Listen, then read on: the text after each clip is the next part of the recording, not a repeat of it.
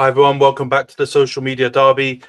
Got a great episode this week covering FA Cup, Carabao Cup, and also looking ahead to Premier League game week 22. But before we get into the pod, for those watching on YouTube, please subscribe to the channel, like the video, leave a comment, share with your mates.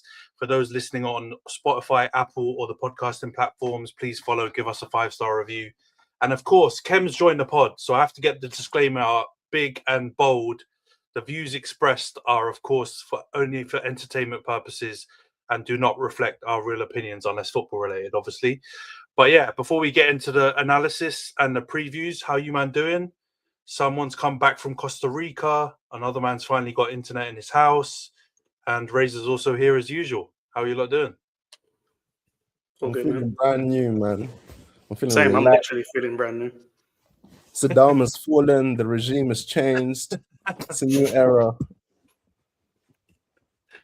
Mate, always has to make it mad political. Yeah, it's always question time when Nash is about. Football's life. Welcome back, part-timers. Good to see you again. Come here often, etc., etc. Extended sabbatical, not part-time, man. Yeah, bigger pop when we come back, you know? Like Roman. No. Razor mentioned it before we went live, but it's probably the first time, maybe ever, in the pod we've actually got a United majority on the lineup. I don't know if that means we're going to be chatting nice about United because we've got to talk through another disgusting defeat at home, but we'll see. You can tell that we're both, I don't know, a little bit scorned by looking at our taglines. But yeah, let's get into the teams that play 2 games this game week. So obviously Arsenal and Chelsea. We'll go through the FA Cup stuff, but for you guys, to be honest, Rhys is going to join in a little bit to chat through Chelsea. So we'll maybe start with Arsenal and we'll go to you, Razor. 4-1 win at Portsmouth. Martinelli hat-trick. I was happy because Ethan got a little bit of game time. From what I read anyway, it didn't look like he had the greatest game. I only saw the highlights in it and he wasn't heavily featured. But are you happy to just get through? Because it could be a tricky tie. You saw Palace go out. You saw a couple of other bigger teams kind of struggle away at lower league competition. Are you happy to get a comprehensive win? And what do you make of Martinelli turning up big time and getting a hat-trick? Yeah, I mean, like, that's the magic of the FA Cup. You know what I mean? Like, what happened to Palace? What happened to certain other teams that I'm sure we'll talk about? That's the magic of the FA Cup. Like, you never know what's going to happen. Anything you like, teams can go against form, things can go with form. I personally think, like, it's good to get a result. Good to not go out in the 3rd round. Good to not wear our kit that looks bare like the one that Spurs wore in this round of the cup, I think. And yeah, just good to see like Martinelli back at. I said on the pod, I was like, we're going to call him Gabriel Martin until he starts playing like he's Brazilian again. And he's got his, he's got it back in it, it seems. Still set piecing it up, you know what I mean? And I don't mind it. And they want us to mind it. And I can't find it in me to mind even this much, not even a little bit. So yeah, like, felt good. Good to see the rotation of the squad. You said I think you were overdoing it. You said Ayo was happy. I don't think Ayo's been happy. Not about football, not for a long time. But yeah, I think, like, honestly, I think the kind of thing that I've felt and I've been saying is that, like, we seem to be building a squad and trying to cultivate a culture of trying to win, like, just as much as possible. And all of the stuff, even like Arsene Wenger, you're not meant to talk about him like negatively, but he had no respect for some of these cup competitions. Obviously, he loved the FA Cup. We did all right in the FA Cup, you know what I mean? But like Carabao, which we'll talk a bit more about later on, was something that he did a lot of rotating in. Do you know what I'm saying? And I think I like seeing big teams like playing more of their players now, but using that rotation. And I think these are the times, if we're going to take these cups seriously, we've got serious depth. So, yeah, for me, I'll get accused of being overly positive by them, man. But it was a very positive thing to see. Do you know what I mean? Like winning with, some of our other players getting involved, players getting back from injury, getting match fitness. I was very happy with it. Do you know what I mean? So yeah, all round, not a game again that I expected to find tough, but yeah, and a Martinelli hat trick. Do you know what I mean? Do you know what I mean? So yeah, very happy, man. Can't lie. And you've got Wigan at home in the next round, right? So you've got another game where maybe you can play some of the rotation players. Ethan might get another 60, 70 minutes as well. So you can't complain, right? I don't know if you man saw that stat related to the FA Cup, but not to Arsenal, but it made me think of it because of this this draw that you man have got. Something about how Man City have faced lower league teams like 72%, I think it was at the time, since Pep has been manager. We need to look into these I was going to say something pause-worthy, but we need to look into this draw, man, because it's moving crazy if Man City constantly are playing fucking Fleetwood Town and all these other teams. You know what I mean? There's something dodgy going on. But yeah, we'll leave those agendas to, because I think they've got Salford as well, haven't they? In the next round, which stinks as well, or Swindon Town, or one of them lower league teams. So we need to investigate that. But yeah, good win. It seems like it was a very professional win anyway, from what I saw. I don't know if you man saw Khem, Nash. I don't know if you man saw the Arsenal game. Not too much more to discuss really about that FA Cup tie. Professional job done. Madueke's penalty was hilarious. That, I have to say. It wasn't a corner. It wasn't a corner. If it's not a corner, we don't want it. You know what I'm saying? Is his heritage Nigerian? Because it looked like so nonchalant, like Chuckweezy's kind of shitty. Let's not do that. Does anyone want to double check that? But it was so poor. But the only thing I took away from that game was the atmosphere was lit, man. I forgot how good Fratton Park was as like a proper, like, top division side. You know, they were great when they were here, weren't they? With Harry, especially when they won the cup, and I think they got into Europe and stuff. So that was cool to see. One thing I was wondering though, like, La Liga, do they have the lower? Is it a rule where like the team plays games and then the upper division plays away? I've always wondered if that should be it, because they always say the FA Cup's kind of like Ray was saying earlier, it's been disrespected by like a lot of the managers. Wenger done it, Benitez done it in the past, where they would just play like the kids, and it's kind of lost its sort of like romance or importance that it used to have when we were much younger. I'm wondering if that could be a thing that they could implement, but then maybe they wouldn't, because the smaller teams want the gate receipts, don't they, from like going to the big teams. So I don't really know what would work, but like you saw Gahey crying about the pitch or something, and then Macclesfield beat them. So like more scenarios could happen like that.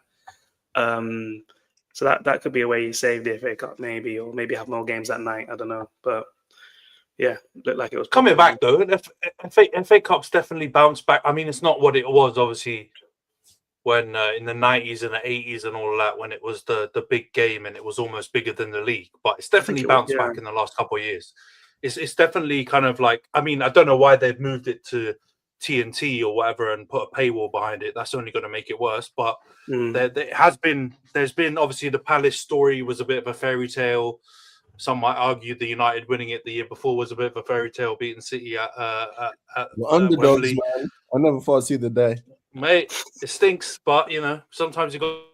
But yeah, maybe it's coming back. It depends. If the final is Arsenal versus City or something like that this year, then maybe, you know, I feel like it always helps having like a bit of a David versus Goliath type final, and one team maybe that's a little bit less expected getting to the final. But let's see how it goes. I think it's banana peels, man, because you saw Palace, and I know that one's a bit of a anomaly, because don't Macclesfield play on like a 5G pitch or something, like got like goals down around the corner near your house or something like that, and they were complaining about the little black rubber bits like getting in their boots and all that. So maybe that played a part, but other than that, you're going to be playing against plumbers and all this kind of stuff, and who knows? You never know. They might turn it around on them. But let's just talk through the Chelsea-Charlton game. We talked it up last week, and we were definitely, Rhys was, I don't think he was that confident that they were going to like smoke Charlton in that game. I think we were talking about like a a close win, but they did actually smoke Charlton in the end. Enzo Fernandez, and a lot of their rotation players, to be fair, getting the dub. Liam Rosinia's first win. Did any of you, man, watch this? Because again, I only watched the highlights. And to be honest, I was only watching the highlights, man. I've been on a sabbatical, so I've not watched anything since we struggled to beat 9 men Spurs. I have. That the Clasico is the most football I've watched, and AFCON.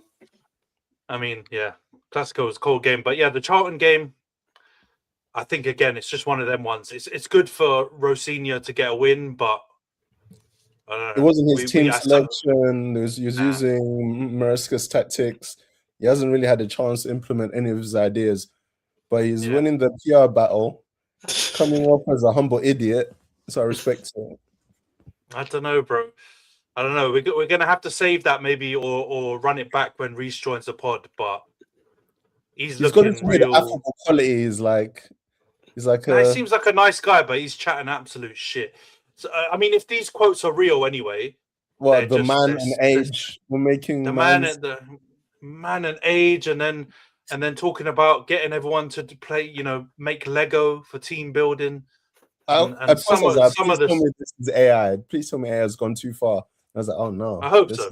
I hope it's all just the AI ruse and it's just like Grok creating these quotes. But if he's actually doing this, then this is worse than light bulbs. This is worse than speakers on training pitches. This stinks. And the thing is, actually, I really like it. I like him, bro. It's like what you said, Nash. He comes across like a good, like genuine guy, and I'm sure he's probably a really good coach. But I don't know, if I'm in the dressing room and I'm seeing my coach or head coach or manager start coming up with bullshit stuff about words like manage and trying to give me a fucking Lego. Jeans, he was free left jeans with the chapped with the boots with the fur and all that. Yeah, it's looking crazy for him, man. But go on, bro. Question: is it worse than hiring a pickpocket to rob your players at dinner? I don't think that was insane. That was insane. I forgot. Broski, you know what? Weirdly, I actually black-haired manager. I weirdly kind of rate that though. It's like, come on, these players are getting paid a lot. Let's get the local pickpocket to come in and just earn a bit of bread and see if people are. No, I would have rated it if it was like some flipping like random rough to do guy who works Leicester Square off the street, like someone who was hungry. Do you know what I mean? It was some flipping magician sleight of hand artist kind of brother. Was it in Dubai or was it in England? I can't remember. No, man, something like that. Who's going to be expecting to get robbed in Dubai? If it was in Dubai, that's just silly. Bro, we've seen that PR log line. You can leave your credit card on top of the whip. No one will take it. Man. Do you know what? I don't know, bro. But rotisserie is a bit corny, but it's good to see a manager. He's like Joe Mazzulla level corny. He's weird, but maybe that's what you need. Pretends he's a psycho and he'll kill you. I don't know. He's crazy. But can't believe he's another twin. But it's good to see a manager of colour in the Prem, man. Good luck to Rosenia. How did you say his name the other day? Rosenia, isn't it? So good luck to him. Like, hopefully he balls out. Not too much for Rhys, but it's from Macclesby. Why are you making it seem like from Sao Paulo? Oh man, bro, I'll be real. I don't know how long he'll last. Because I think it works and with some managers. Because what I will say is, watching that All or Nothing, right? Banter aside, when you see Arteta doing some of the crazy shit he did, that guy was serious. Like he was like not cracking a smile. He properly believed the mad thing that he was doing. I can't. When I look at Rosinia, I just feel like he, like Rhys said on the last pod, he seems too happy to be there. He just seems like the guy who won the competition to become Chelsea coach. And it's mad harsh, but what you need to be like, you need to have some special thing that makes you believe in some of the crazy stuff you're doing, which I do believe, as corny as he has been before or crazy with Arteta. I think what's helped is he's never cracked under any of the pressure of people ribbing him and saying that he's full of shit and all these different things, and then eventually he's backed up with the team becoming so strong. And I don't think Chelsea are going to get to the point where they'll ever know whether Rosignol can be that level. They'll probably pull the trigger once he has a bit of a scary patch. But they did win that chart with him. But yeah, I don't know. I was just looking at the hiring cycle for this coming summer, and there's not really that many managers on the market. So I guess Chelsea said, let's run this one time, see how it runs. Because all the big boys are at the World Cup in stable jobs, and they don't want no parts of Chelsea's shenanigans. So I think they just don't have much of a choice. They're just going to let this one run until the wheels fall off. Yeah. I think it's just the way management's going. But anyway, Chelsea, Charlton, that's our analysis. We did barely even talk about it because that's what the game warranted. But let's go on to Chelsea, Arsenal in the Carabao Cup semi-final first leg. Ended 3-2. Certain man was getting TikToked and Instagram going to the match. If you know, one of social media derby's finest. And you got the dub, man. It was a weird game, though, I have to admit, because you were dominating, but somehow Chelsea managed to score 2 goals, and 3-2 seems a bit harsh on you lot. I don't know how you feel, Reza, coming out of that game. Did you feel like it was a bit of a weird scoreline, considering how kind of dominant you are over them? Yeah, I mean, I don't think that we kind of approached it. I don't think we knew what to expect from them, and we kind of went out and just did what we kind of do now, or what we've been doing, and it was working. And then I don't know if we kept the levels as high as we could have. And I think once they got a little bit of belief in them, I think Chelsea are still figuring out what they're trying to do now. I think once they got a bit of belief in them, then they started like sort of fighting back, and we were almost like, yo, what's going on here? We need to kind of like pattern up. But yeah, like it didn't feel at any point in the game, it didn't feel like we were at risk of losing control of the game. It felt like Arsenal were in control of the game for the whole 90 minutes, to be honest. And even like vibe-wise in the stadium, I don't even think when Garnacho scored, I don't feel like the Chelsea fans really realized that they were like 1 goal and then 2 goal and that, right, you're right back in it. And it was almost like a kind of like delayed reaction, almost don't believe it, too good to be true kind of deal. But yeah, again, like I think pretty professional performance from the lads. I think we could have been a bit tighter at the back, and just been a bit like more like clinical in terms of taking some chances. Because I think before Garnacho even gets on, there are a couple of close chances that on our best day, we put them away, we get on with it, do you know what I'm saying? And then, yeah, start having a bit of a little party, do you know what I mean? But yeah, overall, I think it was good. Thank you very much, Chelsea, for letting Gyökeres get his little bit of form back. They did say that he would stat pad against weak opposition, and it's looking truer by the day, do you know what I mean? But nah, in all seriousness, I think we play good football. There's still another leg to play, do you know what I mean? So it's like, can't take too much confidence. Can't be too overly confident, but feel good going to the Emirates with a 1-goal lead. Would have liked it to have been 2, would have liked to have kept the clean sheet. I think we're capable of it based on the way that they set up. But, you know, it is what it is. And ultimately in the cup, the main important thing is winning. So glad to get the dub. Does it really kind of stat padding if the stats are so low and you're combining goals and assists in games? Come on now. Let's be real about this. I mean, this is probably the most damning indictment of Chelsea. You can lose to Arsenal, no problem, man. You know, it happens. Happens to the best and worst of us. But letting Gyökeres get a goal and assist, disgusting behaviour. This is mad. You can't let Gyökeres get a goal and assist, man. I was not here. Someone has to, you know, play the negative, you know, Arsenal fan with slightly dubious pronunciations of names. You know what I mean? I'm not going to go the whole way with some of the pause-worthy moments that Io has, but Gyökeres scoring goal and assist, mad thing. I know you might have seen the clip of him making the run that he keeps making and then not getting played the ball. And then when the ball does actually finally come in, Sanchez has a bit of a bozo moment. And I feel bad for him. Me and Rhys were saying after the game, like, I was like, it's kind of peak because I actually think he's a decent keeper who has he's prone to a bozo. Yeah, he's had a good season. He's prone to a bozo moment or two. And a lot of times he's been let down by like players in front of him, like his defenders just being a bit like loopy. Do you know what I mean? And I think it's quite peak that he had a bozo moment, and that was kind of what like set that one off, because really and truthfully, he should have done a lot better with the cross, I think. But that's what the striker's meant to do. He's meant to gamble. He's meant to charge into those kind of spaces, and he's been doing it and making that run. So I understand the frustration. And it's nice to see him get on the score sheet. Hopefully it makes him feel a bit better and play a bit better in terms of getting goals. But like I've said throughout, I think he's doing all the other stuff that he seems to have been asked to do well. Do you know what I mean? It's just he's on penalties now. He's taking penalties from 300k a week, so he could get some more goals out of that.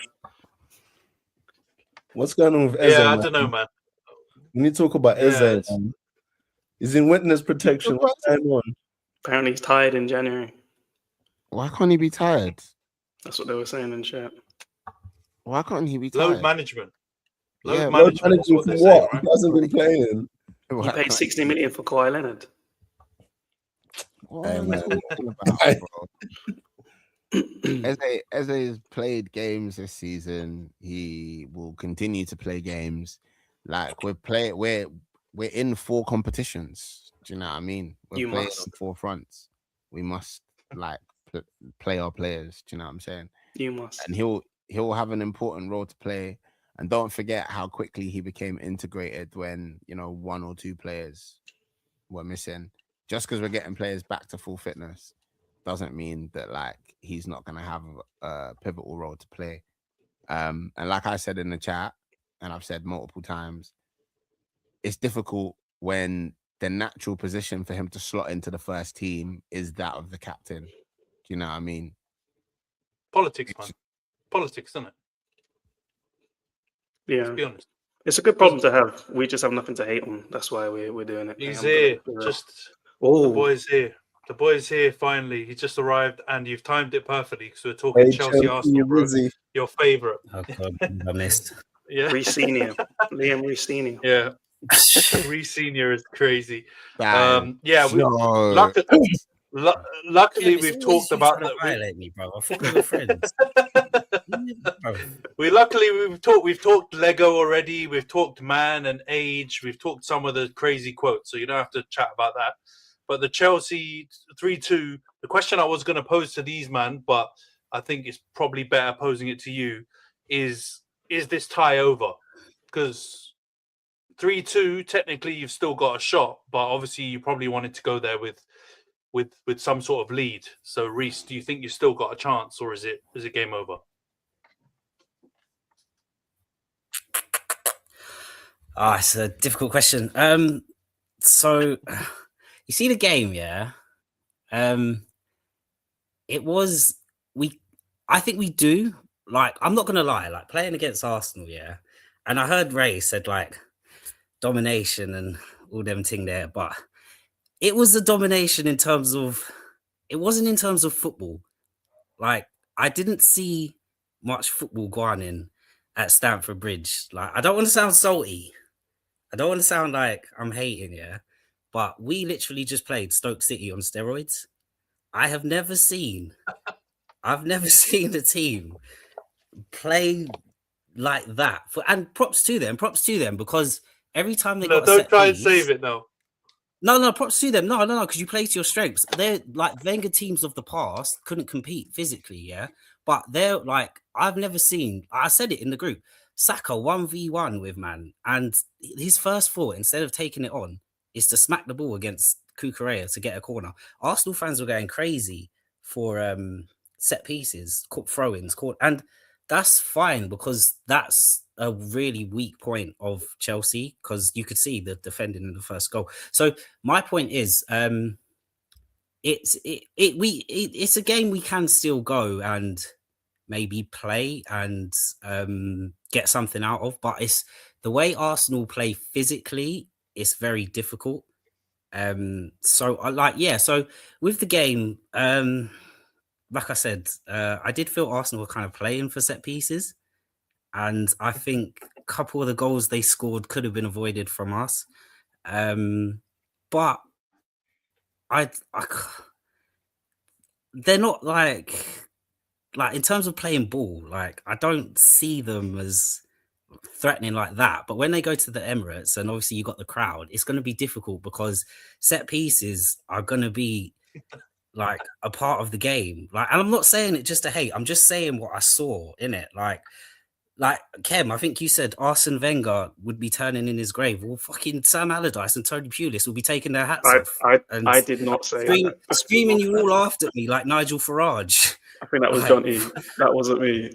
He's alive. I wouldn't say someone's turning in their grave when the guy's still walking either. I'm pretty sure I was doing not even acting. You said that, bro. You did say that. I didn't say that. Someone said it. Someone said it. No, what I thought of the game. So what I thought of the game was, yes, Arsenal, they did dominate, but I wouldn't say that was a domination in terms of football. It was a domination in terms of when they got people in the box, they looked serious, and we just looked like we looked lost. And I think that was mostly our downfall. I think two of their goals came from mistakes or a throw on where Cucurella had fallen over, and then you got Saka running, like they took a quick throw, and from there, they had a goal. So I just think they could have been avoided. We were trying to play out from the back and it just wasn't working as well. Like Arsenal were pressing really well.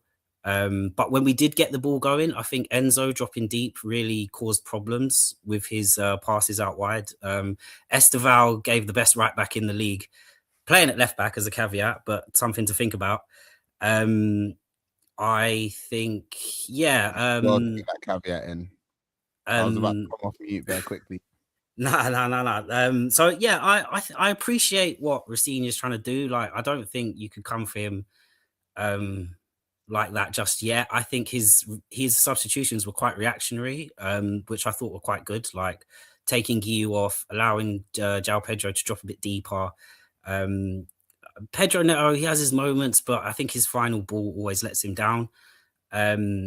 But in all, it's not a game we're sort of down and out of. We did well to kind of come back and keep it like 3-2, because it could have been worse with the set pieces. Like the celebrations when corners were being taken from, corners were being won from Arsenal. It was like they scored a goal. I just couldn't believe it. Stoke City on steroids. Big up you lot. I do think it is still difficult to go to the Emirates. But yeah, Arsenal have their way of playing. You can't hate it, but you can call it out and say what it is for what it is.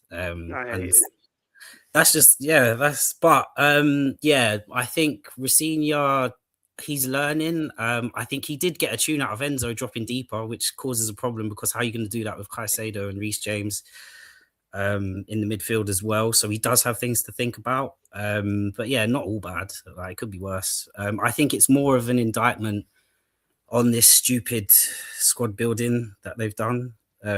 You spent 2 billion and that's the team you put out. It's a bit shocking. It's more just pressure on the club just to prove that this model isn't working. 2 years ago, we played Arsenal, went 2-0 up, gave 2 goals away, and it was looking like men against boys. Well, 2 years later, it's still men against boys, and we're getting, we're still getting whooped. So, I think no sort of thing on Racine, but the squad building is just, again, coming to fruition to being shit. Absolutely shit. You wouldn't even give Brentford these players. So, it's win, lose or draw. It's still Clear Lake out. But Clear Lake and all that stuff. That's my take on. That's my take on it. Mine crashed out last week and had to run it back, but I love it, bro. The only chance is you probably should have the players that were missing back, right? Palmer and and James. Didn't even mention that. And we played Arsenal with 4 key players missing. So it is still, there's a lot of positives to take in. Like, sounds a bit of a loser mentality to say we're taking positives from a defeat, but it's still 3-2. And then if we get 4 key players back, who's to say what's going to happen? Just avoid those set pieces, and then we're in. Yeah, and I remember I was a bit confused though, because I remember, wasn't it? I think it was your last match, or maybe it was a match you had against another team where you tried this thing where you kept 3 or 4 players outside the box, like on the edge of your area, to kind of threaten that you would attack on the counter, and then that kind of forces the team with the corner to maybe keep a few men outside of the box to try and mark them. And it seemed like if there was one team to definitely try and do some crazy shit against, because they're so good at corners, it would be Arsenal. But for some reason, you kind of just went man for man.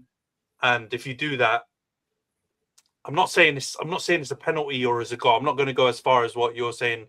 Some of the fans in the stadium were kind of celebrating, but the deliveries from Rhys and Saka are so good that you've basically given them probably a big chance, or whatever that stat is, that gets measured from every single corner. Yeah, so, like I've never 100%. I've never seen so much organization for a fucking corner than what for Arsenal. It's like a fire drill. Like the way the alarm bells ring, and it's like you there, like everyone's dictator. It's like, raw. Where did this come from? But no. It's like, yeah, you've got to be ready for that type of stuff. You see Arsenal physical, and then it's just like Gabriel's a problem, but then Ben White's a problem, and then Saliba's a problem. They've got physical players like that can sort of hurt you. So I think, yeah, the organization has to be worked on. But yeah, props to Arsenal because, and yeah, like you said, I think one thing we're good at is playing on transition, like counter-attacking football. So yeah, I just think there's just maybe some little details that can be tweaked. And then, but it's all to play for. As negative as I sound, I think with like the next leg, but it's just going to be: are we ready for that hostile environment of the Emirates, and how Arsenal can be even more physical? Yeah, I don't know, Razor, if you've got any rebuttal to. There was a lot of set piece chat, a lot of rebuttals from Rhys, but do you think it is just set pieces that are kind of leading you to dominate teams, or do you think that you actually own goals dominated in other ways? I'll quote Rhys's manager. I don't know who's calling us set piece FC. Arsenal are a team that are good at everything. You know what I mean? That's what it is right now. You can focus on the set pieces, but for me, that's copium. That's, you're trying to cope, because the set piece of corner, yeah, let me put it this way, yeah, you know what we're gonna do off a corner. Like, it's not like a Roberto Carlos free kick, like it's getting smashed top bins and there's nothing you can do about it. Like, you just have to try. Nah, like we're gonna kick the ball into the box and someone's gonna try and head it in. So there has to be a way to stop that. The referees probably could start calling, strangling people. It's not. Gabriel trying to murder a man. Why are we suspending common sense? I'm just saying. I'm just saying what I saw from Arsenal. I've seen a lot of teams come to Stamford Bridge over the past couple of years, and I'm just saying what I saw specifically. And it's not like, obviously, yeah, because you're good at set pieces, yeah. It's but it's the way you play for them more than anything that you just notice. Like, Saka is a good winger, 1v1. Stand Kukurea up and go at him. But I just see him shift it to his right foot. Always trying to Muay Thai kick him in the fucking face. Take the Muay Thai kick. No, you know Kukurea was on a yellow in the first half.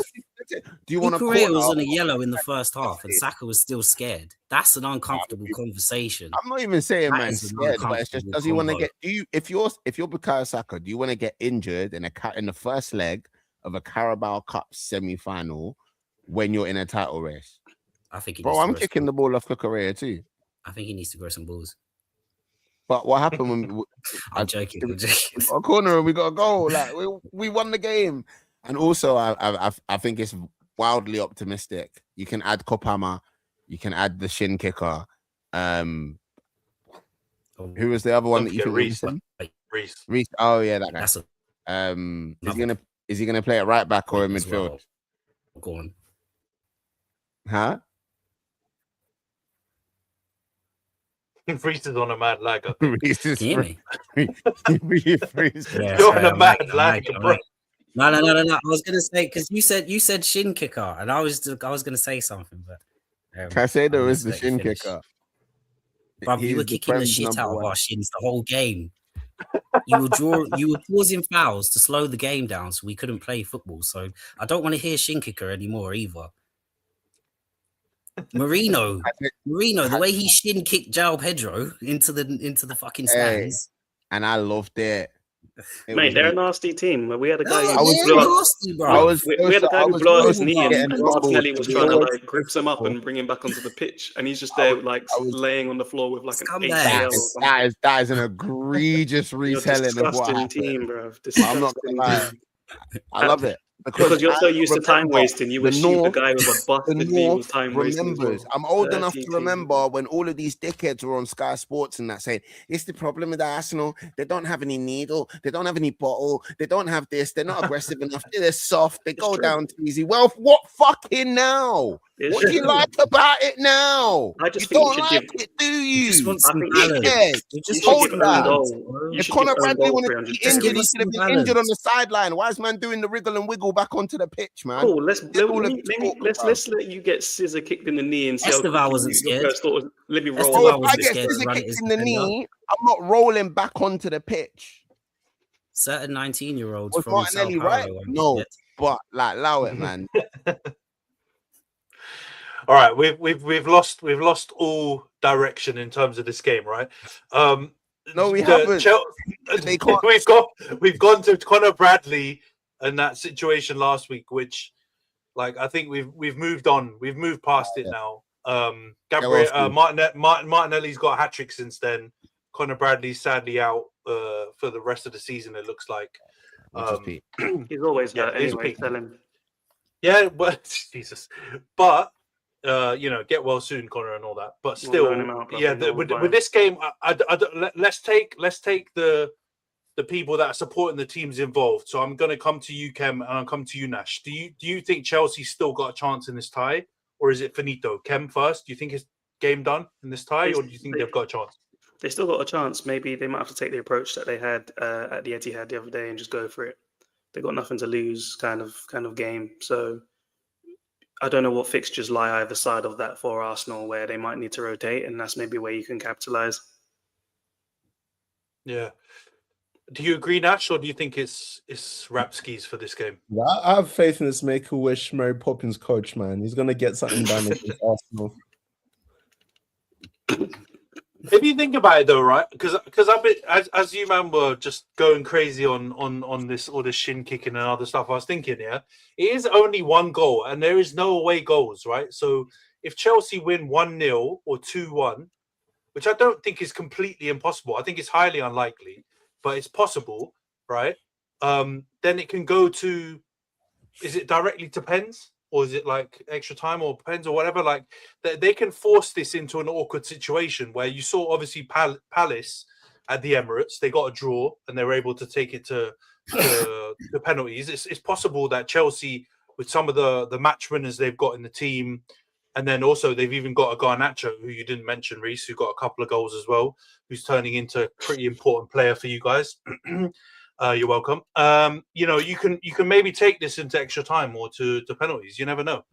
But I do think it's unlikely, man, because I think with the tie how it is right now, Arsenal, like, they're kind of forced to play some of their first team players. If they had 2 or 3 goal lead, they might ease off and rotate a bit more. But I think they're going to go for it. If you've seen Arteta's, no one's brought it up yet, which I'm shocked by, especially with Khem back on the pod, Arteta's record in semi-finals in cups, or 2-legged semi-finals, or I don't know what the stat was, but basically he's held L's in every single one of them. Like, he must be desperate to win this to get through to a final and try and get another trophy, right? So he's not going to play youngsters. Like, Lana can turn off his notifications on Twitter or whatever else. He's not going to see Ethan play this game unless you're 2-3-0 up. in the game itself, and then he may touch a pitch. So that's the only thing. And if he does go strong, let's say Arsenal get a goal in the first half, it's done. I think even Rosinha, as positive as he is, he's going to say, "Bun this. We're not getting back in this. I'm just going to focus on the league or FA Cup or another competition." I think for Chelsea, the next games leading up to the Arsenal game will be important. I mean, because if we can't win them, then obviously you can write that off completely. But if we can pick up a bit of form, then yeah, stranger things have happened in football. But don't get me wrong, like I do realise Arsenal's intent and how much they do in Arteta's intent to make it to a final. So anything could happen. It's just, can Rossinha stamp his mark on the team in the next 5 games? Who knows? Yeah, I'm not sure. Have you signed any players this month? Yeah, I'm just assuming you've signed 2 or 3. I've not looked, but probably a couple orphans. Transfer dopamine doesn't hit like it used to in 2022 when we was first buying all these players. Random guys from Manaus that you just switch off. flip. Yeah. From time I'm searching Football Manager to see who these guys are and their potential, how far they've come in my save. They ain't even got a picture on like video games or nothing next to their name. For what it's worth, I think our run of games leading up to that Chelsea second leg are Leeds, which could be a tough game, Leeds away from home. But before that, we've got Kairat and Manchester United. So nothing really to worry about, in my opinion. Is that the £200 ticket Kairat game? There is a £200 ticket for that game. All the tickets to that game are respect my brothers, man. Respect my brothers, Khem. Respect my brothers. Bro, it's quicker to fly to New York than wherever that team is based, man. Come on, man. Respect my brothers, man. Respect my brothers. Just like the Chelsea fan who sold me shed end tickets the other night. Let people make money, bro. Football's expensive enough. Oh, you're gonna cause a whirlwind, bro. That's already had, mate. Have you seen the comments? Bro, they're tagging Chelsea, and I'm like, you're gonna get your guy banned. The worst thing is you're not the only one, and it's not that. It's those reselling websites. If from time you're letting them go on reselling websites, anything goes really. I swear, Todd Bowley's fun, isn't? Yeah, exactly. So which one is it? Which one does he own? I want to know if it's the one now. StubHub, I think.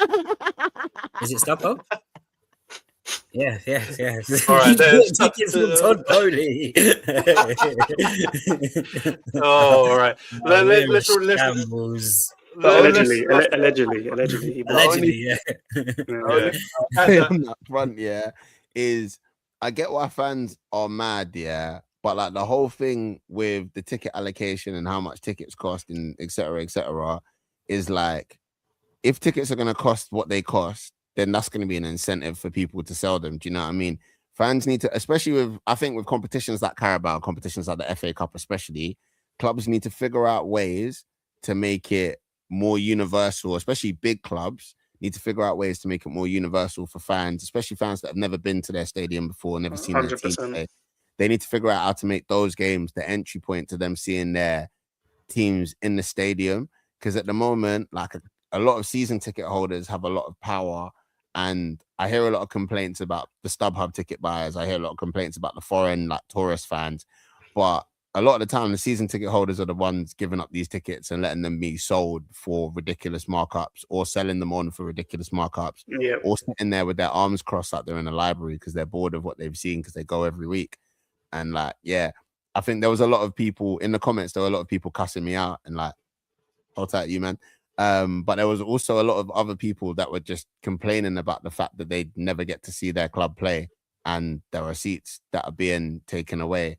And I feel bad for them because it's not. I didn't get the seats because I was an Arsenal fan. I got them because I was more willing to part with my money, and that's peak. You should go and see the depression of watching Chelsea live for yourself. It's also crazy. It's crazy that a London derby semi-final, it shouldn't even be an option for away fans to even be in. It's midweek. Once it goes on resale, I know. It's just I agree with Ray. Like the season ticket holders are basically like our landlords move, man. They're pricks. So Chelsea also shagged it with the information. The information that they gave Chelsea fans kind of said like we've got to give up the entire shed end. Like there were shed ends ticket holders who were like, oh, I'm going to be here, and ended up walking up to the stadium surrounded by Arsenal fans, being like, what the fuck is going on? And then coming around the other side and stuff like that. Do you know what I mean? And it's like if they had been a bit more clear with the information, I think both sets of fans, there would have been less confusion. And it's a good thing that there's not like active rival beef between Arsenal and Chelsea like that with the fans. Because otherwise, like you're sending people up and down, go up to the turnstiles with these man and this, that. Could have got hairy. But yeah, we'll see you at the Emirates. I enjoy the hope that you have. Clear Lake weren't clear. Damn, Rhys, it's really bad. Talking about depression, which was mentioned just then, let's go on to United. 2-1 at home, caught the L to Kemmel's namesake. And yeah, rough times. Rough times, man. The only positive before I flip it over to Nash is our boy up top. It was a stinky goal, but he scored. Benny Sesko scores. I actually thought, because we had Slabhead on as well, and both of them went to the back post, all your money goes on that being a Maguire goal. And then you see it afterwards and you're like, oh shit, actually, Sesko managed to actually get his head on that, and it was a decent header, to be fair. But yeah, that's where all the positives end.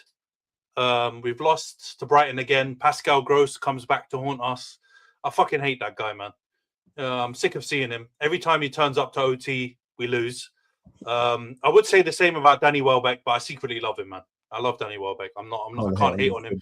Even when he's bagging worldies against us, I still can't get that mad because we done him dirty, and he should still be at United now. So yeah, man, poor performance in my eyes. I don't think we did enough to win the game. I know Dallo had a few chances early. That guy needs to get out of it. I'm sick of him, man. I'm so sick of that guy. Shit. I'm so sick of him. Yeah, he needs to get out of it. And yeah, the rest of the game, I don't think we really did enough. The poor lad, Shea Lacey, got sent off. He's still a proper scouser in my eyes, because if you're going to get sent off, at least be it, with a bit of a late challenge and a bit of a show of dissent. At least he went out, on his own sword. But I did feel a bit bad for him. I saw Dallo, just to circle back quickly on Dallo, you're a disgrace, bro. I saw his post-match comments, and he was literally saying that we had momentum after that Sesko goal, and then we got the sending off, and then that killed everything. That guy needs to shut up. It was not Shea Lacey's fault. Like the last 5 years, I've heard the same post-match conversation. I've heard it all, man. I'm sick and tired of this shit. I can't do it. Terrible player, bro. Terrible player, man.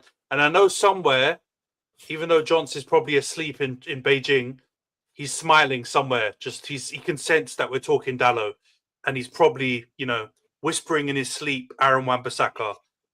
At this point, I'm willing to accept Aaron Wan-Bissaka is better than Dallo. That's how fucking shit Dallo has reached right now. I would take Aaron Wan-Bissaka back, no problem. At least that guy can tackle for us next season, bro. He's going to be starting right back for us next season. Nah, I'm going out on loan. I'm going out on loan from preseason training if that scumbag is still in our squad list. If whichever manager comes in, I feel like one of the questions in the interview has to be critical question. What's your opinion of Dallo? If any positive words come out, send that guy to The Hague, as your tagline says, Nash. I don't want to see that guy come through the doors and be our manager, because we can't have that guy in our squad, let alone in our starting 11. He literally, every time I see him, I think of that Benzema Vinicius clip, and he's playing against us because he's so bad. I can't believe a professional footballer would do some of the things he does. Like some of the defensive stuff, attacking wise, it beggars belief. But yeah, Nash, what did you make of the game? I'm guessing from your quips in my rant there that you also thought it was a disgraceful game. Dude, was watching the game with a clear heart that, you know, the big enemy's gone, but then the mood just sank. It just got dour, it got stinky. The only positive, Seshko is starting to gain form from his early injuries, showing he's got technical ability, he's gaining more physicality. But other than that, it was dreadful. Kobe got a little nice cardio, shows his composure on the ball. They need to start feeding him more. You're starting to see, bro. And then the only positive from Carrick coming in, he doesn't see him as a holding six, more of an attacking eight. So I was like, bro, this could have been what we were doing from the beginning of the season, and it's far too late. I just don't know what to say, man. I'm depressed. Yeah. And to make it even better, we've been linked with Ruben Loftus-Cheek today on loan. I'll self-transition on TikTok, bro. I'll send my club into a tailspin if that happens. I'm being so real. I don't need that in my life. Mate, honestly, I've been kind of laughing and watching the Tottenham fans lose their mind over signing Conor Gallagher. But if we sign Ruben Loftus-Cheek, we're done out here. Gallagher's a Tottenham player, though. He seems like a Spurs kind of signing. Yeah, no, me too. I've been enjoying watching them all crash out and lose their minds and act like signing Conor Gallagher isn't just like that's a banker Tottenham deal. But Loftus-Cheek to United, bro. Loftus-Cheek to United. I don't even know where he can play. I don't understand what the point of Razor was saying earlier. They're kind of playing him in more attacking positions. How is he going to fit into our team? Like, if we went out and got a winger because we know Carrick wants to play a 4-2-3-1 or whatever. Chelsea, bro, they could get stinky for us real quick. Bro, if you put Ruben Loftus-Cheek on the wing, as I said, insert what I just said just now. It's game over, man. Maybe I don't rotate him with Cunha because Cunha's not really producing like you wanted. So, bro, this is what I'm saying, bro. I'm saying if you go and get a winger on that side, I'm not even mad at the idea of putting Cunha on the bench and he comes in a team when he starts to play well, because he has been poor for like a good month and a half or month. He's had a few goals here and there, but the performances haven't been that good. But if you're telling me the competition for him is Ruben Loftus-Cheek, then I don't know. What can I say, man? I can't say anything. I can't. If I need to convince you that Ruben Loftus-Cheek cannot displace you from left wing, then football chat is not for you, bro. This I don't know. Go and watch lacrosse or something. This is not the sport for you. So yeah, one going in humiliation which I'm not seen in over 100 years. 40-game season, 40-game season, We're breaking records that have been here since the empire was still a thing. Since the Punjabs and the Tamils were part of this empire. Since my homeland was still Rhodesia, not Zimbabwe. Bro, apartheid was still running this place. This is what my team is doing. Honestly, bro. Like this, man. Honestly, bro. Wars were a thing. China was being held down by the British Empire. This is what my team is doing to me. Thank you for making this global and including me in your history rewind. But now, man, it's this stinks, bro. It does stink, man. God. And you know what? Yeah, when Amarim left, I was crashing out here with Rhys and other people on here, but I was mostly going mad at Wilcox, who, by the way, if you ever get to watch this, you're still a cunt, mate. But I can't be positive about Fletcher, or that was a diabolical interim, right? Didn't see anything from that guy. I'm glad he's going back to the under-18s, and now I'm kind of worried about our under-18s after that. And now we're going to go and get Michael Carrick. Steve Holland, bro. Steve Holland, who's like beefing players in England, which is great. That's what we need. Jonathan Woodgate, yeah. Because why not? We've got Man City people in the building. Why not bring Leeds people in? Why not? Let's go for it. And then there was someone else. Johnny Evans. Oh yeah, who just recently left the club from a different position, and now he's back.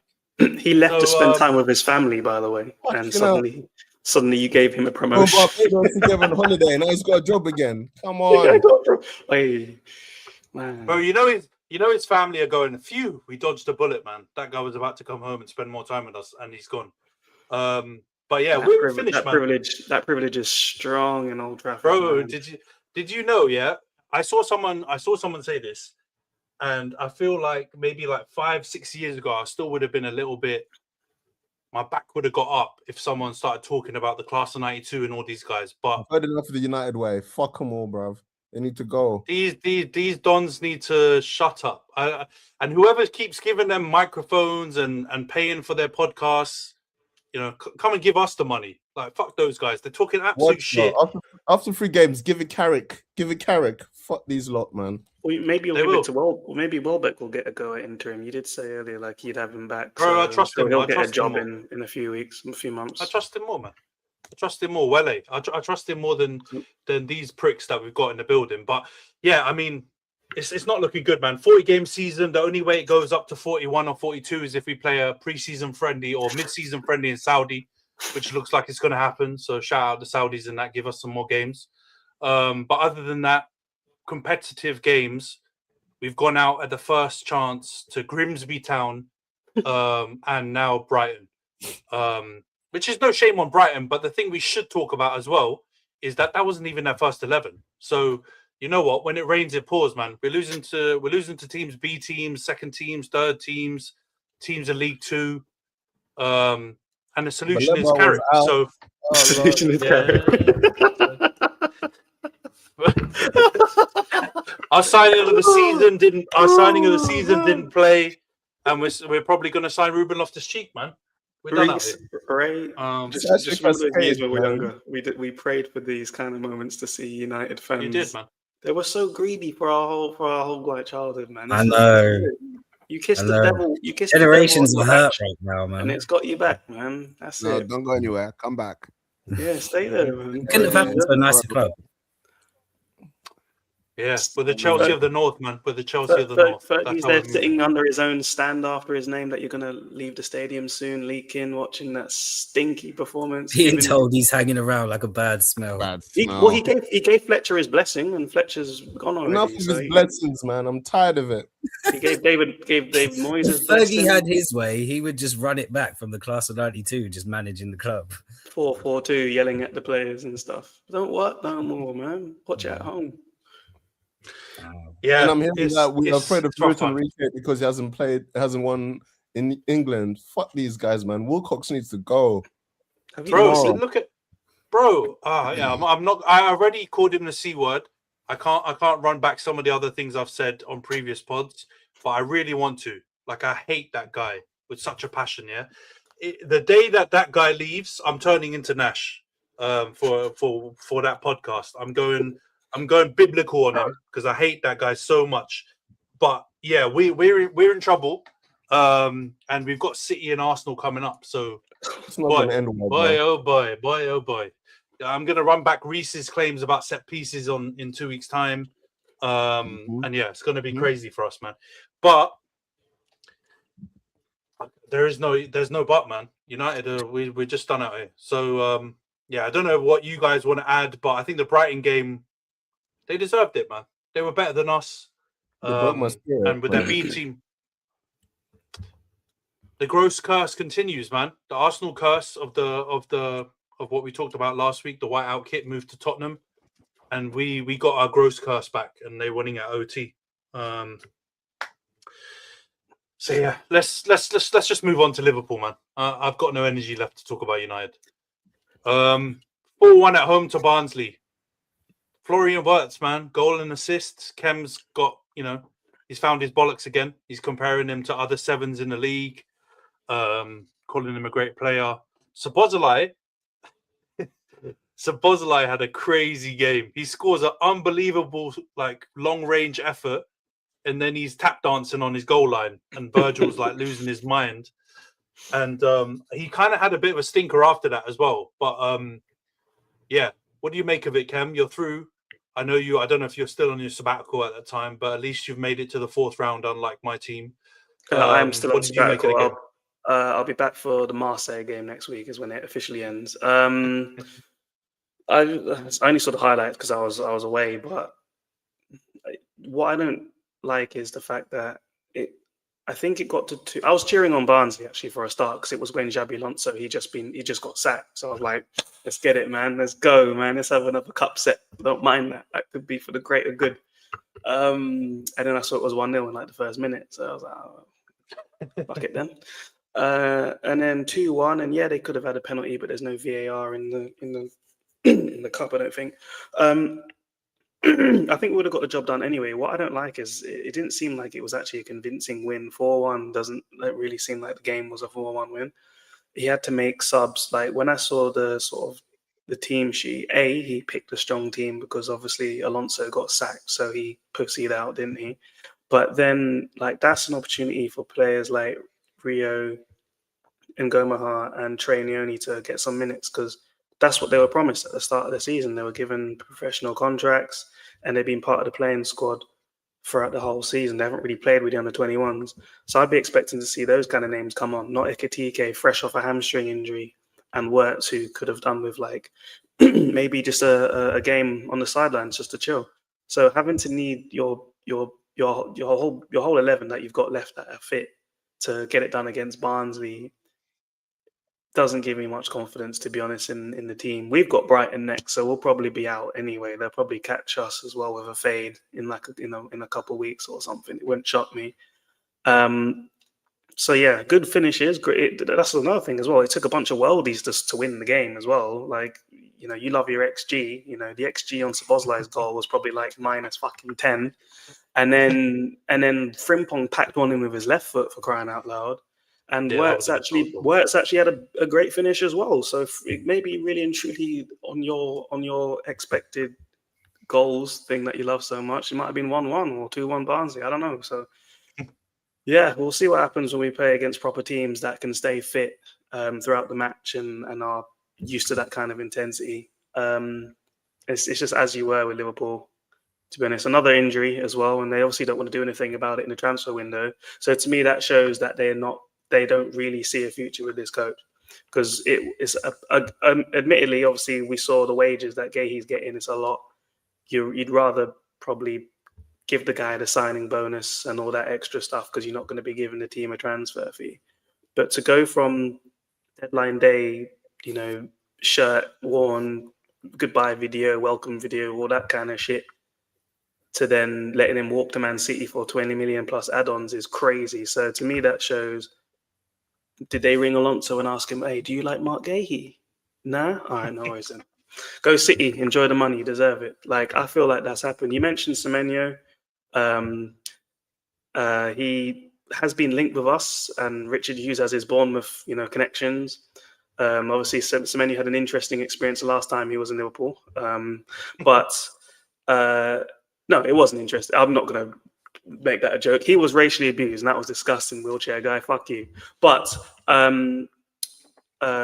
City obviously do what City do, and they just splash the cash in January. I feel like they're the opposite of Real Madrid. Real Madrid wait for free transfers in the summer, whereas Man City just pay everyone's signing bonus out in January, for crying out loud, or release clauses and all this shit, because they bought Marmoush and my man, what's that guy, Victor Race or whatever, the other defender, in January, and it's already looked like and Pep's just like, I don't want these guys anymore, throwing his toys away like Andy when he goes college.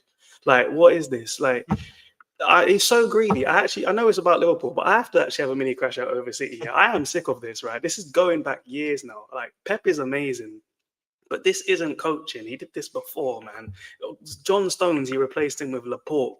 And then they bring in Ake. It's just every time you don't really like what you see. Instead of coaching the problem, you just buy someone new. It's actually so annoying.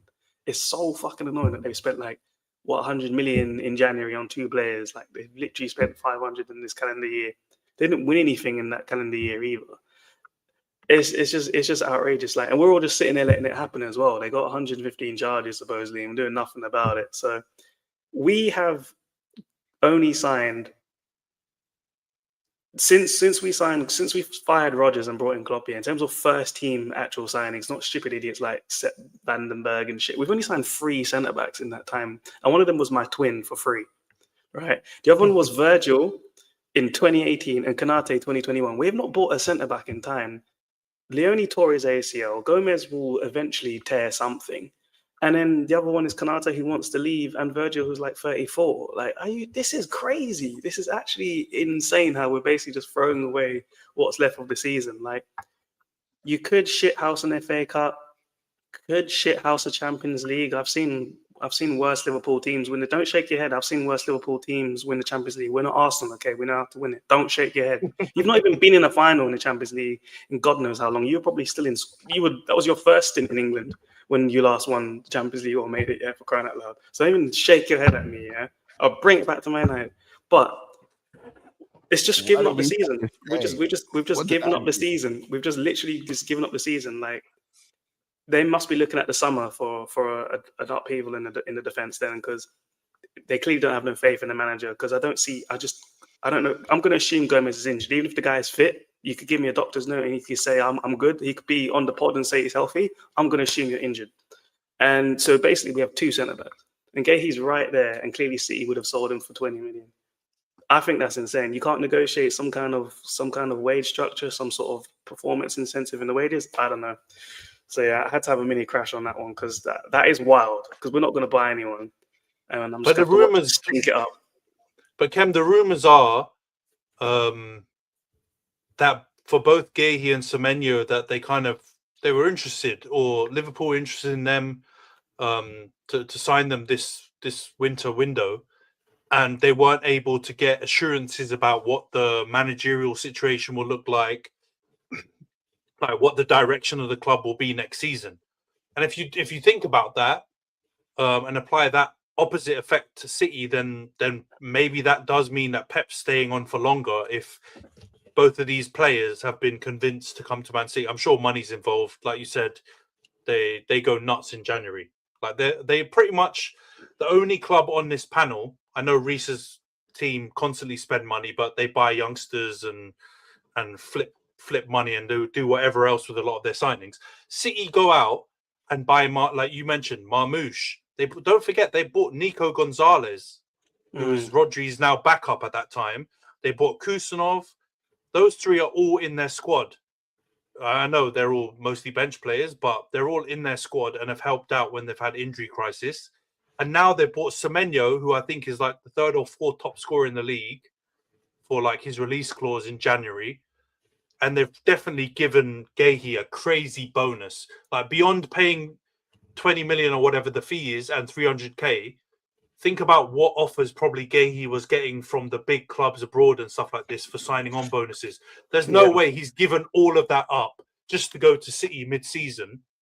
They probably insert alleged illegal activity here for Gahey, and they've convinced him to come mid-season, right? But I do think that if you were more stable in how you'd been looking in the summer before the dodgy patch with Slot, I reckon you probably would have signed them. So for me, it does feel like kind of Pep is staying on in City, and maybe you are actually going to let Slot go at some point this season, or at least at the end of a season. And that's why these men are saying, you know what, I don't want any parts of this circus. I think because obviously I think the last time I was on this, I was pretty much Slot out. But I've just accepted. I think it will be end of the season, kind of like a mutual consent kind of thing. Maybe he'll take like a year off or something, because it'd be great if he could turn it around, but we're just not exciting to watch. Like, I have no appeal to tune in and waste 2 hours of my life watching Liverpool, because it's dead boring to watch them play. If we could flip that and we're actually exciting to watch, even if we can see some goals, even if we catch some L's, but if it's actually worth tuning in and I see an identity, it'd be great. But I can't see it happening. And every single time a player sort of has so many more make little comments about something, like it started off with Mo, Robbo said some stuff, Virgil said some stuff. Szoboszlai was asked questions and he was basically saying it's not up to me to fix this. McAllister was saying something similar, like we've changed too much. And even recently, Hugo, he was asked, Slot said your pace has been one of the big reasons why you've adapted well. And he said, I have more than pace. Like, there's so much more to my game than pace. So even he's just probably basically backhanded saying, what is this guy chatting about? Like, it almost feels like no one rates him there, but maybe it's probably a bit of sentiment. He's obviously had to deal with all kinds of shit, a lot of change, a lot of, sad things as well that went on. Like, maybe you shouldn't fire him in the season. Maybe just go out with grace, unless he stinks. I think if top four was really at risk, he'd be gone already. I think because they care about the money, don't they? That's really what they want, the owners, to make sure you get that revenue. If that becomes seriously under threat, is it definitely four spots this year? Is it 5 again or some shit like we had last year when everyone was getting in? Like I don't know. I think it will be 5. I think England are still top by a bit in the coefficient, so it's looking like we'll get 5 again. Well, that's lucky for the bold manager then. But if we can still squeak into the CL, then that's fine, and then get a little farewell at the end of the year. And because they've not extended his contract, the rumors at the start of the year were Slot was going to get a new extension, and that's gone quiet. That's probably gone dead. And there's also rumors of Richard Hughes going to like one of them Saudi teams, or someone came in with interested with that as well. So maybe he's just doesn't even care about doing his job anymore either. Maybe that's why he's not even chatting to Gahey or Semenyo or anyone or any centre back. He's probably not even chatting to Konate, for fuck's sake. Maybe Konate wants to stay and he's just not even picking up the phone. I don't know. So I wouldn't blame him on that one. Konate's not had the best season, mate. What will be funny is at least Mo's coming back, so there's some entertainment there to see how that plays out. This is what I wanted to ask the rest of the lads about. Like Razor, what would is Mo just going to come back and everything's going to be all gravy now, or like are we just going to lose our minds and have to see like a crazy like breakup of Mo going to Saudi or something like that, or do you think they're gonna bless it now? I'll be honest. Liverpool is kind of like a sitcom this season, and it's really well written in the sense that I don't know what's going to happen next. It's fantastic. But yeah, I genuinely couldn't tell you. Like Salah's obviously having a fantastic AFCON. Like he's the kind of player that can galvanize and take your season onward and like change things. But you have to, I think he's also the kind of player that you have to kind of allow to do that. Like you have to, I don't know if Slot's the kind of guy that's going to humble himself a bit and be like, hello, it's me. Can you save me, please? Do you know what I'm saying? And I think that someone's got to like, ironically, I was going to say something about the mountain coming to Mohammed, etc. But that's what I think it's going to have to be. Like, that's what it's going to be. There's this big power dynamic thing going on, and it seems like he's lost the dressing room, and I feel like he's going to have to humble himself at some point, probably sooner rather than later, or concede that some of his points may not have been great. Do you know what I mean? And Salah's a big part of that. He's like a talisman, he's like a legend. But if the club wanted to cash in on him, now's the time, really. And yeah, if Slot doesn't do that humbling acceptance, whatever you want to call it, reconciliation soon enough, it might be too late. Do you know what sucks? We went unbeaten since Salah went, and it's the worst unbeaten run I think I've ever seen this team have in my life. Apparently, it's 11 games. Huh? That's why he might not get back in the team if he's winning. It's so fraudulent. It's actually it's such a disgusting unbeaten run. You're drawing with Leeds twice, Sunderland at home, beating Wolves 2-1. It's such a stinky unbeaten run. It's so heavily taxed. It's an invincible run, isn't it? It's fair draws. It's 2004 after they wrap up the league kind of type beat. I know it sucks, man. But yeah, man. It's good. It's going to be interesting. Like I do think, like what Razor said is true. You kind of don't know how it's going to go. Like you could easily see it just completely exploding, and then Mo's going to get a crazy deal from Saudi. The laptop nerds are going to say we can't turn this down, and you sell him, and something crazy happens, and you have to go to the market and find a replacement somehow. But I don't think with the injuries they're probably going to proactively try and get him out the door. I think it would have to.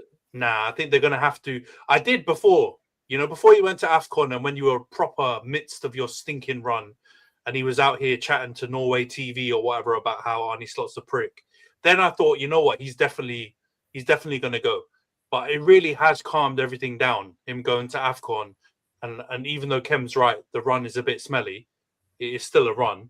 And Slot can point towards, the team improving while he's been away. So I think it's probably calmed the whole situation down. So I think he he could stay. I'm guessing you agree with that, Rhys, as well, right? You think he's going to stay now until the summer? Yeah, I think and the reality is, he's an experienced player who he on his day he can get goals. So I think Slot will need that rather than let someone go and then have to bring someone else into the fold.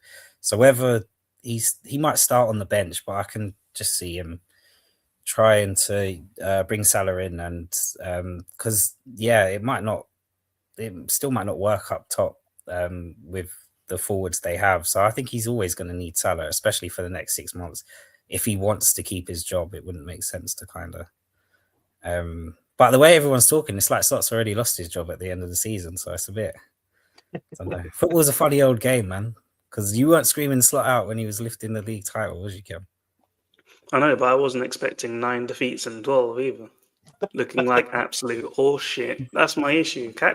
You lose games, it happens, but I've not seen like an identity. Like, he's been given some decent players, and he's crying that they didn't replace Diaz or something like that. And wants he needs to people shut up about that. Yeah, he wants to shut up about it. Because Diaz, 450 million. Yeah, Diaz was like, sorry. You keep playing a winger that doesn't beat his man, but you're crying about not having people that can't beat their man. Well, you have I know he's young, 17, but there's players out there that can do the job. He has no trust in the young players, and I think that might be an issue for the laptop guys, because part of Liverpool's model is also to integrate some young players in. And even recently, he was asked about Calvin Ramsey as an option at right back, and he still said there's better options ahead of him. But we don't have Frimpong he's been playing Frimpong on the wing, and Bradley's done. So there's technically no more right backs. So who's actually ahead of him? He actually hates fringe players. He hates fringe players, man. Szoboszlai, right? Endo is God knows where he is. Chiesa is now actually willing to go back to Italy. His man management has been appalling, man. It's actually been so bad. I'm surprised more players haven't crashed out to Norway TV. It's loading, bro. Before we go into the predictions, Nash, what do you make of this? Do you think Mo's going to stay, or do you think he's going to head to Saudi or somewhere else now? The call to prayer is strong, man. Mecca's calling. He's going to Saudi. Over. Yeah, I mean, I do think what the situation that Rhys just described could easily happen, yeah. But I do feel, even as a United fan, Mo would be going out a bit sad if he's just going to come back and ride bench until the end of the season. We're talking about Liverpool's greatest ever player here, at least greatest ever Premier League player, and he's going to ride bench for your favourite player, Khem, Gakpo and those guys. Nah, I feel like that's disrespectful to Mo Salah. That's how we did. If that is going to happen, that's how it goes for legends. Man. It ends well. Yeah, but Ronaldo had the part 2, so those 2 times feel a bit different. This is Mo Salah's one time at Liverpool, and he's literally coming off his greatest season and getting Liverpool like their second title, but one with the fans and all that business. And just like, I don't know, 9-10 months later, he's riding a bench talking about leaving to Saudi and people happy he's going to AFCON. Like that's going out sad for such a legendary player. Don't you man agree? Or do you just think it's the game's a game, cold-blooded, see you later, mate? I don't know. One thing I've learned about football, though, is definitely what you're doing for me now kind of sport in terms of fuck what you did in the past. And that could even be like 6 months ago. It's all about what you're doing for them now. Yeah. So people can easily forget. Yeah, it's true, man. I think it's getting scary because it's not only what you're doing for me now. It's also what do we project you doing for me in 6 months and a year. It's all that's why everyone's buying the youngsters and they're spending 80 million for potential. It's not even anymore for like certified players. It's like everyone's trying to find the next FM wonder kid and flip them. Thanks, Rhys. You know what I mean? Like that's what. Yeah. Too many laptops, man. Too many laptops. But let's go on to the preview section then, guys. Obviously, there were no predictions last week because we didn't predict the FA Cup or Carabao Cup games. So the prediction league table is the same, but I'll run through it quickly before we get into the predictions for this weekend's games. So Rhys is still top, 72 points, 12 correct scores. Io second, 70 points, 10 correct scores. Jonts is third on alphabetical order with 70 points and 10 correct scores as well. Khem is fourth with 69 points and 11 correct scores. Razor is fifth with 67 points and 8 correct scores. I'm sixth with 62 points and 6 correct scores. And Nash is seventh with 53 points and 8 correct scores. So we'll get into the Manc Derby. 12:30. I was saying to you, man, off air, I hate that this fixture's at 12:30 because it's literally going to put me in a stinky mood for the whole rest of the weekend. And I'm literally going to wake up, have a coffee, and just watch Haaland spank us. So it's like a terrible start to the weekend. Pause. It's peak time for your brothers to watch it. That's why. True that. That's what we have to make sure my brothers on the other side of the world are able to watch a game. But still, from a UK-based United fan, you know, it would have been nice if they put us at 3 p.m. on Saturday, blackout, so no one could see that shit.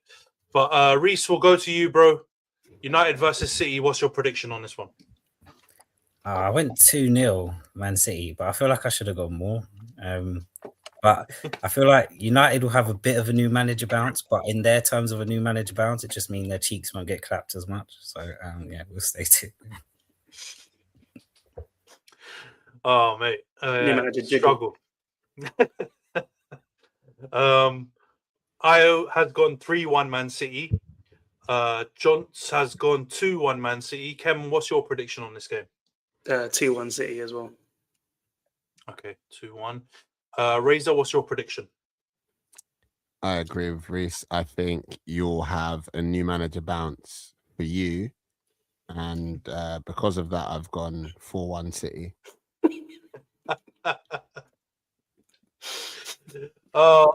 You know what? There's and you know, I will be very happily proven wrong for once, right? On this pod, if this happens. No, you were proven wrong. You were proven wrong the last time we discussed the Manchester Derby on this podcast. No, I know. No, wait for what I'm about to say. I would be happily proven wrong if we actually go out there and have a new manager bounce and perform decently. But because I don't see that happening. We're not getting any bounce. We're getting bounced out of Old Trafford, mate. We're definitely losing this game, in my opinion. So that's what I'm saying. I'll be happily proven wrong if that didn't happen. But I'm pretty sure we're gonna catch an L. But I don't think it will be that catastrophic, because I do think Carrick is the player that's going to come in, and I do think some of the players, especially the senior players, are going to try and play for him. If this was still Fletcher, yeah, I could see 4-1 happening. I could see it potentially being worse. But with didn't you already have Carrick? I swear you've had Carrick like in this. We had him as interim before. No, not in this. No, this is his first game as this version of interim. So it's his second stint as interim. Yeah. Yeah, literally, we're running out of old boys. We're having to like bring them back for round twos, mate. It's mad. But the last time he was interim, and I feel disgraceful saying this. But we beat Arsenal. We beat Arsenal. We beat Villarreal, and we drew at Stamford Bridge. Oh man! You know, come on, Carrick. Let me see something. But on that note, I'm going 3-2 Man City for me. But I hope I'm wrong. I hope I'm wrong, bro. I hope I'm wrong. Nash, what's your prediction on this one? I'm the only one who has faith in us, man. The City game is always interesting. We're going 1-1. 1-1 United, 1 United City. Wow. Stranger things have happened, man. Bro, I'm shocked, man. So every time I get the predictions in from Nash, it's like one of those things. There's a couple of bankers in there, right? He's gonna go for Arsenal to win most of the time, and the other banker doesn't matter if we're playing Wolves or some diabolical team. He's predicting us to lose. So the fact that he's predicted a draw in this, you never know. Something crazy might happen. But yeah, all right. We've gone mostly Man City wins, and Nash is the one different score with a 1-1. Talking of derbies, we've got Chelsea versus Brentford. Rhys, we're back to you, bro. West London derby. What's your prediction in this one? Gone 2-1 Chelsea. Rafinha's press conferences might have convinced me that we need to have faith. We need to speak positive about the team, and man and age and all that shit. Yeah, so no, 2-1 Chelsea. Oh, mate. Brentford are actually, guys, Brentford are in 5th. Brentford have actually been cooking like mad. They had a little dip, man. Like after, we all, I think most of us predicted them going down, and they had an amazing start, and they packed us out, and then they had a little dip after that, and they've suddenly bounced back from nowhere. Thiago's back in the team, or Igor Jesus, as Io likes to think he is. Came back in the team, and he's scoring goals again, hat tricks and all that, and they're up to 5th, man. Can't believe it. But shout out Henderson, man. Shut up. I'm not giving Henderson that much credit. But he's balling, though. I'm shocked. No, I mean, come on, man. Balling shocked. is exaggerating, but he's helping that team a lot. Making Got an assist against your team, I think, and Chelsea. Yeah, it's not hard, mate. Io has gone 2-1 Chelsea as well. Johns has gone 1-1 draw. Khem, what's your prediction in this one? What did I do? For the UKIP/Reform derby, I've gone 2-0. Chelsea. 2-0 Chelsea. Yeah, 2-0 Chelsea. Yeah, all right, cool. Razor, what's your prediction in this one? It's definitely a Reform versus the Liberal Democrats matchup. You're being mad Arsenal, bro. You're being, well, it depends on who you think is which, to be fair. 3-2 Brentford. Wait, I've got a prediction as 3-2 Chelsea from you. So you want to check the mirrors on that? No. All right. 3-2 Brentford. Getting caught You have gone red-handed 3-2 again, Brentford. No, he has gone 3-2 Brentford. Hey, 3-2 Brentford. Just testing you out, bro. All right, I've gone. Don't do that to me, bruv. What the? It's all right, yeah, 3-2 Brentford. I thought I was Jonty or one of them, man. Bro. Jonty and Io have done this in the past, so you got to check this. All right, I've gone 2-1 Chelsea. It's one of them games where previously I've been burnt with Chelsea, where they've been struggling a bit. A team that's in a bit of form come to Stamford Bridge, and then they don't quite capitalize on Chelsea not playing that well, and they still come away with a win. So I've kind of I've been forced into this prediction, even though I did kind of have my original prediction was that Brentford would get something from it, but I think Chelsea will find a way. Lego, team bonding, man and age. I think it's going to be the difference in this game. Nash, what's your prediction in this one? I've gone 2-0 Chelsea against Brentford. Like I told you, I've got faith in this Make-A-Wish kid. He's going to get it done for Chelsea. Oh, man. Oh, yeah. All right, cool. 2-0. So we mostly all gone Chelsea win. Only difference is Razor's gone 3-2 Brentford and Johnson's gone 1-1 draw. All right, we'll go Liverpool, Burnley. Of the big team fixtures, I think this is probably the one I'm not going to watch live. No disrespect, Khem. You can't anyway. It's at 3 p.m. True that. The official party line is I can't anyway. Rhys, what's your prediction on this one, bro? Liverpool, Burnley. 3-1 Liverpool. I think Burnley are terrible, but I think they will score a goal against that back line. At least one. Yeah. You say that, but yeah, we couldn't beat them a couple of weeks ago. But all right, Io's gone 3-0 Liverpool. Johnson's gone 2-0 Liverpool. Khem, what's your prediction in this one? I'm glad I'm missing this one. I'm going 1-0 to Liverpool, Mr. J. 1-0. All right. Razor, what's your prediction in this one? 3-1 Liverpool. Yeah. I've gone 2-0. I can see this game being a stink fest, man. And probably Ekatike will come on and score, or he'll start and score. I might actually give some props to Wirtz. He tends to turn up against quite a few of the shit teams and do something. So I think he might get a goal and an assist in this one. Nash, what's your prediction in this game?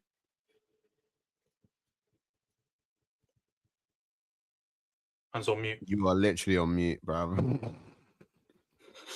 I've gone 2-1 Liverpool, Burnley. All right, man's running it back to COVID times. All right, Spurs, West Ham. Rhys, you first, mate. What's your prediction on this one? 2-0 Spurs. Not too much to say because West Ham are shit. And yeah, first game for Conor Gallagher. Snake. Yeah. Joking. Oh mate. You do know Tottenham playing Chelsea. I can tell you right now for a fact, Conor Gallagher is going to beef with Enzo Fernandez when they play each other. That's 100%. Enzo beefs every single Chelsea player who plays for another team. He just once you leave, you're an op to Enzo. Apparently, yeah. Even though you kicked him out of the club. if you walk like a op, talk like a op. Yeah, true man. that. But I mean, it seems like anyone could fight with Enzo, man. He's fighting with Zubimendi, and to be honest, Zubimendi doesn't look like a guy that is going to cause that many problems in terms of being like a yappy guy. So it's just Enzo losing his rag. He's such a strange player, man. I don't understand what's going on with him. Yeah, Io's also gone 2-0 as well to Spurs. John has gone 2-1 Spurs. Khem, what's your prediction in this one? 1-1. 1-1. Razor, what about you? I've also gone 2-1 Spurs because West Ham are shit. But we should never underestimate Tottenham's power to embarrass themselves. This is true. And for that exact reason, I've also gone 2-1 Spurs. I actually wouldn't be shocked, lads, if West Ham either got a draw or won this game. Because West Ham are diabolical. That's a fact. But Spurs at home, it's not looking good, really bad. It's really, really bad. And I don't know if you, man, saw, well, you probably have seen Khem because I think he was on your coaching staff for a little bit, but they've just hired John Heitinger as one of their first team coaches. And that honestly, that makes me think that this board are going to stick by Frank in this stink fest that they're having. If they're still hiring coaches to help him, I don't know. Nash did a bit of an emergency segment before Christmas on when we thought Thomas Frank was going to be sacked, and I think all of our predictions might not be looking good now because I think they're going to stick by him. I also saw Paquetá wants to go back to Brazil. Such a strange guy, man. That might be that yeah, honestly, did you see his that goal celebration he did against Nottingham Forest went trending as soon as that news came out, where he's kissing the badge and putting the phone down and doing all this shit. And like 6 months later, a man's trying to desperately flee back to Brazil and leave the club. Like football comes at you fast, man. Crazy. Nash, what's your prediction on this one? Spurs West Ham. Man, West Ham are going to get a result 1-1. Fair dues. All right, we're going to go to Forest Arsenal. Last game to predict. Rhys, what's your prediction in this one? I've gone 2-1 to Arsenal in the set piece derby. Honestly, man, we're gonna have to do like a little tracker in the bottom corner of the pod to hear count how many times someone says set pieces on this. Because on this episode it has been crazy. We're double digits easily. All right, 2-1. Io's gone 2-0 Arsenal. Johnson's also gone 2-0 Arsenal. Khem, what's your prediction on this one? 3-1 Arsenal. All right, 3-1. Razor, what's your prediction? I have gone with 3-1 Arsenal. I think Rhys forgot to add the own goal that we are going to get as well. We might even get an own goal from a set piece. Double whammy. Oh, mate. I've gone 2-0 Arsenal. You know what? I've consistently, I think, predicting a lot of clean sheets for Arsenal since Gabriel has come back, and there's not been as many. So I'm just hoping that this is gonna the pieces are gonna fall into place, and you've got to get set piece at some point. And so if there's a game that I'm gonna predict, I think it's Forest, man. Did you see Sean Dyche losing his rag? I think it was in the FA Cup or whatever. After they didn't they go out in the FA Cup? I swear to like a lower league team. Or was championship team or something. I think it was Wrexham, wasn't it? Yeah. And I think the wheels are looking like they might fall off on this Dyche at Nottingham Forest thing.